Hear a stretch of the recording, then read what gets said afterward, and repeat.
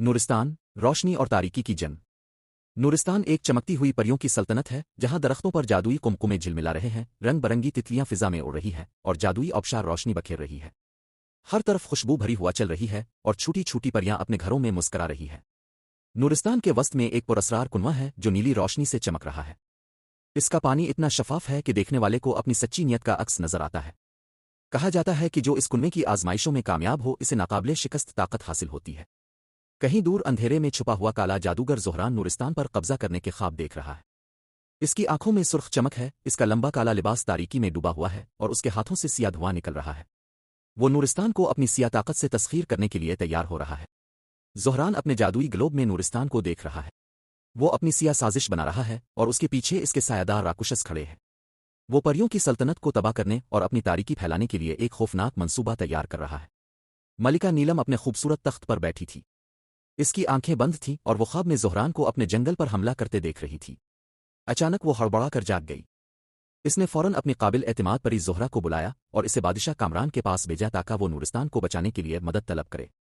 परी ज़ोहरा नीली रोशनी वाले परों के साथ बादशाह के दरबार में आई। इसका चेहरा परेशान था और उसने बादशाह कामरान को सब कुछ बता दिया। बादशाह ने फौरन फैसला किया कि वो अपनी सल्तनत और परियों को बचाने के लिए कुछ भी करेगा। बादशाह कामरान अपनी फौज के साथ रात के वक्त जंगल में चमकते कुनवे को तलाश करने निकला। हर तरफ जादुई रोशनी जगमगा रही थी और रास्ता पर असरार लेकिन दिलकश था।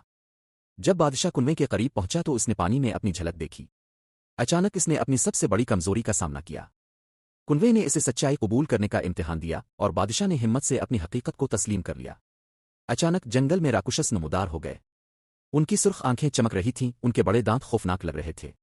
वो बादशाह और उसके सिपाहियों पर हमला करने लगे।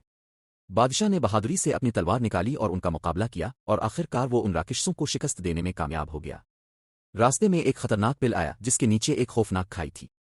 परी ज़ोहरा पिल पर फिसल गई और गिरने लगी, लेकिन बादशाह ने इसे संभाला और खींचकर वापस ऊपर ले आया। इस लम्हे दोस्ती और भरोसे की ताकत साबित हो गई और आजमाइश मुकम्मल हुई। अचानक कुनवे से एक शानदार नीली रोशनी निकली। बादशाह ने हाथ बढ़ाया और उसके हाथ में एक चमकदार जादुई तलवार आ गई जिस पर कदीम तहरीरें लिखी हुई थीं। ये वही तलवार थी जिससे ज़ोहरान के सिया जादू को खत्म किया जा सकता था। बादशाह परियां और सिपाही ज़ोहरान के सिया कले की तरफ बढ़े। हर तरफ अंधेरा छाया हुआ था और आसमान सुर्ख हो चुका था।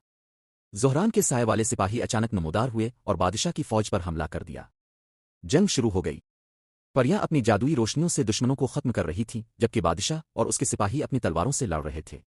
अचानक ज़ोहरान ने अपनी असल शक्ल जाहिर की। इसका चेहरा खौफनाक था, इसके लंबे नाखून चमक रहे थे और उसके हाथों से काली बिजली निकल रही थी। वो बादशाह को ललकार रहा था और आखिरी जंग का वक्त आ चुका था। बादशाह कामरान और ज़ोहरान आमने सामने खड़े थे। बादशाह की जादुई तलवार चमक रही थी और ज़ोहरान का सिया जादू उसके अर्द गिर्द लिपट रहा था। दोनों के दरमियान शदीद जंग हुई। ज़ोहरान ने सिया बिजली से हमला किया, लेकिन बादशाह ने अपनी तलवार से इसे रोका और आखिरकार ज़ोहरान के दिल पर वार कर दिया। जैसे ही बादशाह ने ज़ोहरान को तलवार से मारा, एक सुनहरी रोशनी निकली और ज़ोहरान का काला जादू खत्म होने लगा। हर तरफ रोशनी फैल गई और सिया साए गायब हो गए। ज़ोहरान जमीन पर गिर गया।